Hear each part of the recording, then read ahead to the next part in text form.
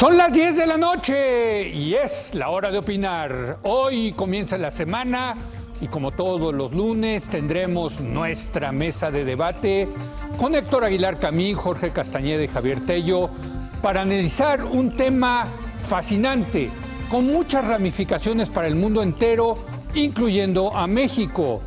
Me refiero a la decisión del Reino Unido, de la Gran Bretaña e Irlanda del Norte de abandonar la Unión Europea. Quédese aquí en Foro TV que ya comenzó la hora de opinar.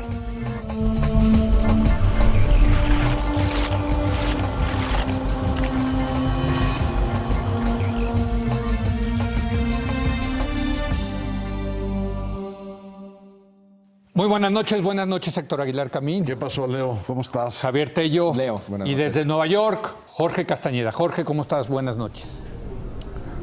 Hola Leo, hola Javier, hola Héctor. ¿Qué pasó? Jorge, buenas noches. Bueno, como usted sabe, el pasado 23 de junio los votantes del Reino Unido fueron a las urnas y respondieron a una pregunta. ¿Debe el Reino Unido permanecer como miembro de la Unión Europea o salir de la Unión Europea? Con una participación del 72%, el resultado fue un voto a favor de la salida. El 52% votó a favor de irse, el 48% a favor de quedarse. A pesar de que el referendo no es vinculante y podría ser ignorado por el gobierno, queda claro que no lo será y todo indica que el Reino Unido saldrá de la Unión Europea, resultado que ya ha comenzado a generar todo tipo de repercusiones dentro y fuera de este país. Bueno, esto, hay que decirlo, va a tener repercusiones en todos lados del mundo, desde luego empezando por el Reino Unido, la Unión Europea, pero como si fuera un movimiento telúrico, las olas van a llegar a todos lados, incluyendo a México. ¿Qué pasó? ¿Qué pasó? ¿Cómo podemos interpretar el voto de lo ocurrido el pasado jueves? Javier, tú que conoces, Javier, hay que decirlo, tiene la ignominia de conocer a dos de los personajes, de los villanos de lo ocurrido, que es David Cameron y Boris Johnson. ¿Qué pasó? No, y Michael Gove. Y a Michael Gove, que es otro de los... Un anglófilo, no, perdóname Leo, perdóname, sí. No. A ver, sé más preciso. Es un anglófilo empedernido y eso no se quita. Entonces, ahorita que asuma las consecuencias de sus filias, ya, que no sea hipócrita. Te va a contestar que tú eres un francófilo. Sí, aquí está. Entonces, claro, pero Francia ahí sigue perfectamente en la Unión Europea. Los franceses no hacen tonterías como esta. La pérfida Albión. Me la pasé la viendo, pérfida Albión. Me la pasé viendo My Fair Lady todo el fin de semana, llorando a cántaros.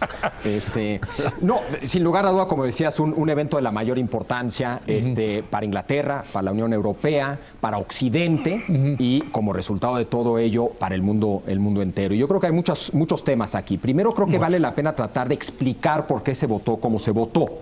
¿Qué explica el que el porcentaje que votó en contra de quedarse haya votado de esa manera, etcétera? Creo que también hay un tema de entender el proceso, el complejo proceso de salida, qué implica esa salida, cómo se come esa salida, los tiempos de esa salida, etcétera. Creo que hay un tema de impacto de todo esto, primero para el propio Reino Unido, tanto político como económico. Hay un tema de su impacto para la Unión Europea como ente y para Europa como región. Y luego creo que, como decías, hay un impacto para el resto del mundo, más directamente tal vez Rusia y Estados Unidos, e indirectamente todos nosotros al verse todas estas grandes potencias afectadas. Yo empezaría por tratar de entender el voto. El voto. Y creo que ahí la lista de cosas que lo explican es larguísima. Sí. Yo empezaría por una larga historia anti-Unión Europea. Es decir, ha habido un escepticismo por parte de los ingleses frente a Europa y frente a la idea de Europa y frente a la Unión Europea que es añeja, sí. En particular dentro del Partido Conservador, lo que explica por qué el movimiento de salida fue liderado por dos prominentes miembros del Partido Conservador, Boris Johnson y Michael Gove. Entonces, para empezar eso. Segundo, décadas y décadas de una prensa anti-Unión Europea. Y no solamente la prensa de los tabloides. La prensa de los tabloides estuvo muy presente en estos meses. Pero si uno lee la prensa inglesa de los últimos 30 años, la culpa, o sea, si históricamente el malo de la película era Francia, Ahora, a partir de los 70s que Inglaterra ingresa a la Unión Europea, el malo de la película se vuelve la Unión Europea. Tanto en la prensa tabloide como, insisto, en la prensa seria. Incluso Boris Johnson salta al estrellato escribiendo en uno de los periódicos más serios desde Bruselas, artículo tras artículo en contra de la Unión Europea. El tema más inmediato y que creo que más motivó el voto fue el tema de la migración, que es un viejo tema inglés, pero que reaparece a partir de 2004 con una fuerte migración de países europeos, es decir, no estamos hablando de Turquía y menos de Afganistán, estamos hablando de una migración principalmente de 3 países, principalmente de 2, Polonia y Alemania, a Inglaterra, que no son exactamente un perfil tan distinto, pero en fin, reaparece. Y reaparece también el tema económico en el sentido de que cuando le iba mal a Inglaterra y viene a Europa fue cuando ingresa a la Unión Europea, cuando le empieza a ir mal a Europa y viene a Inglaterra en términos económicos es cuando empieza a haber también un discurso para salirse. Otro creo que tema clave, además de la migración que surgió en el debate, fue el antiglobalización, es decir, es la voz que escuchamos, es la voz de los perdedores de la globalización. Y el malo de la película, sea cierto o no, es el burócrata de la Bruselas que no le rinde cuentas al votante inglés. Entonces hay un tema de soberanía y de democracia aquí involucrado. Y luego un antielitismo por parte de un sector del electorado que simple y sencillamente siente que no lo escuchan. Es un fenómeno similar al que vemos en Estados Unidos. Es un electorado que siente que no lo escuchan su élite. Ni el Banco Central, ni el primer ministro, ni el líder de la oposición, ni nadie. Ni los medios tradicionales. Ni los medios, no, los medios un poquito más. Yo insisto, tradicionales. Los tradicionales, Leo.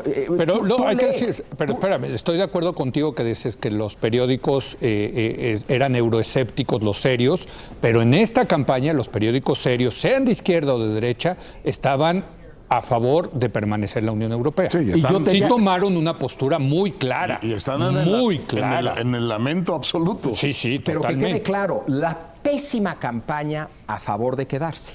Fue una campaña también de miedo. El argumento no era hay que quedarnos porque es una buena idea quedarnos, sino hay que quedarnos porque es una mala idea salirse. Sí. Y no solamente eso, fue arrogante e insultante con el votante. Ustedes son una bola de tontos que no entienden los que les convienen, háganos casos. Nosotros The Times, yo primer ministro. Un discurso profundamente arrogante de la élite frente al tonto rural, obrero que no entiende nada. Perdón, pero es de la izquierda y la derecha, hay que decirlo. Otro error fue los laboristas. Una de las consecuencias, ya hablaremos de ello, va a haber yo creo que una rebelión en el Partido Laboral frente a su liderazgo, porque Corbyn, líder del Partido Laborista, no defendió mucho ante una pregunta de 0 a 10, ¿qué tanto cree usted en la Unión Europea? Contestó, apenitas 7. Sí. Eso no es un contundente respaldo en un referéndum a la Unión Europea, ¿no? Bueno, pues a ver, ahí ya están, creo que un buen resumen hizo Javier de las razones del voto. También se habla, Jorge, de que la gente votó más con el estómago que con la cabeza. En fin, ¿cuál es tu lectura al respecto? Dos cosas que agregar a lo que ya ha dicho Javier, que por supuesto estoy totalmente de acuerdo con él, salvo que yo sí saludo la sensatez del pueblo francés hasta ahora. Pero en fin, eso es aparte. Lo que sí creo que también fue muy importante es que todos los resentimientos de clase, de anti-élites, anti-establishment, anti-extranjeros, todos se juntaron en un voto que no necesariamente tenía mucho que ver con cada uno de ellos, pero de una manera o de otra sí concentró la atención de todos.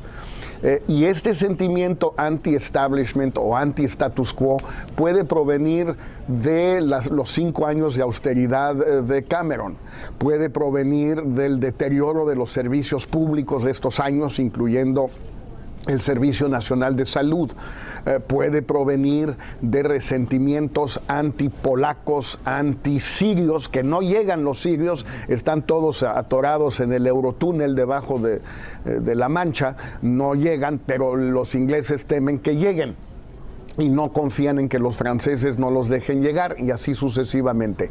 Pero cuando entra un elemento irracional en todo esto, como dices tú, Leo, en tu columna de hoy, bueno, se concentra en una oportunidad que no debió haber existido, porque Cameron no estuvo obligado nunca a convocar a este referéndum.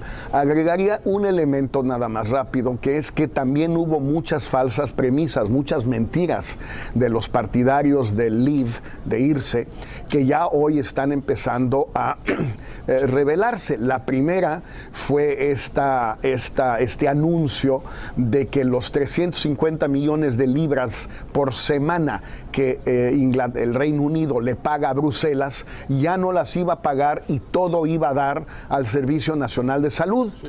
Y ya que le preguntaron antier a Lafarge si en efecto iba a ser así, dijo que no, que pues la verdad eso no era cierto, que él nunca lo dijo, que lo dijeron otros, pero en todo caso que eso no iba a ser cierto. Lo mismo podríamos agregar con un tema. Quieren echar a todos los extranjeros que hay en el Reino Unido hoy, gracias a su origen de la Unión Europea, pues muy bien, entonces los otros países van a echar a todos los ingleses, más de 1 millón, que viven en la Unión Europea, viven y trabajan en la Unión Europea. Entonces, ¿cómo la quieren los partidarios del no permanecer, del irse? Pues porque sí. peladita y en la boca no va a resultar, ¿eh? Nada más agrego que, porque mencionaste a Farage, Nick Farage es el líder del UKIP, que es el partido derechista, nacionalista. ¿No es Nick? No, es Nigel. Nigel, discúlpame, es Nigel Farage. Que es, digamos, el partido más antiinmigrante, más nacionalista. Pequeño partido. O sea, sí, no hay que... pequeño partido, pero que estuvo claramente en contra de permanecer. Héctor. Pues yo me puse estos lentes hoy. A ver si entendí mejor. Siento que las cosas han cambiado y que no estoy viendo bien. Sí, entonces. Esto es un cambio enorme. Es muy impresionante la fotografía que sale, bueno, de todos estos elementos que también han contado aquí Jorge y Javier. Pero a mí lo que me parece impresionante es el tema de las emociones, ¿no? Que están ahí. Una vez que alguien tiene la muy mala idea de ordenarlas en un sí o un no en un referéndum. Borges decía que la democracia es quizá una exageración de la estadística, ¿no? Bueno, pues la democracia directa es una exageración de la democracia.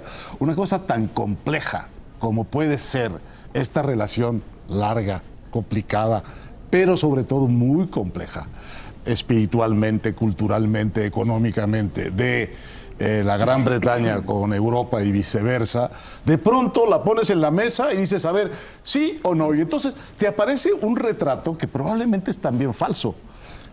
La Gran Bretaña, xenófoba, pobre, maleducada, antieuropea, le gana la partida a la Gran Bretaña cosmopolita, joven, educada, europeísta. ¿Será cierto? Bueno, ¿será cierto que así están realmente divididos, divididos los campos? Lo cierto es que por un poquito ganaron, porque si hubiera sido al revés, ahorita estaríamos hablando que la Europa, que los ingleses cosmopolitas, europeístas, ganó la razón, no le ganó la razón a la emoción.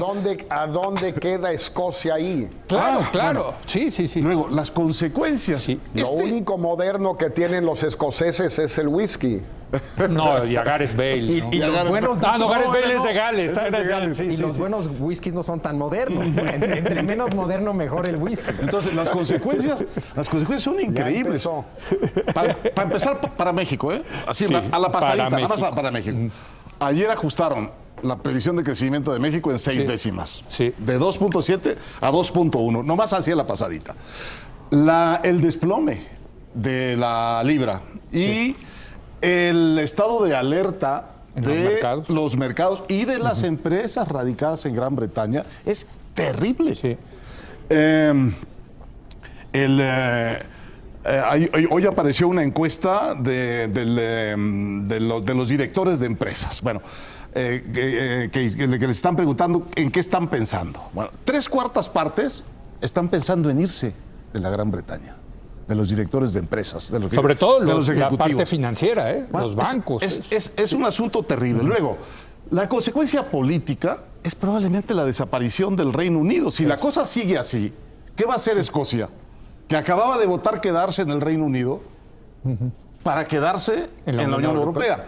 Bueno, pues ahora va a votar separarse del Reino Unido para poder quedarse en la Unión Europea. Irlanda del Norte. Y el gran lío de Irlanda del Norte. Sí. Entonces, de pronto, yo tengo la impresión de que los partidarios inteligentes, demagogos del Brexit, como Boris Johnson y Michael Gove, más bien están asustados y como en una gigantesca cruda de la borrachera que se pegaron yendo por el Brexit, como que nunca pensaron No, esto. nunca pensaron. Era cómodo que estar en la Unión Europea y políticamente poder golpear a Cameron con este tema de no hemos zanjado. Eso es el caso de Boris Johnson. En el caso de Michael Gove, yo creo que sí hay una postura de principio. En el caso de Boris Johnson es oportunismo 100%. Creo que Gove es el que dijo, estamos hartos de expertos, no queremos más expertos. ¿Fue él? Sí. No queremos más Sí. diagnósticos precisos, impecables.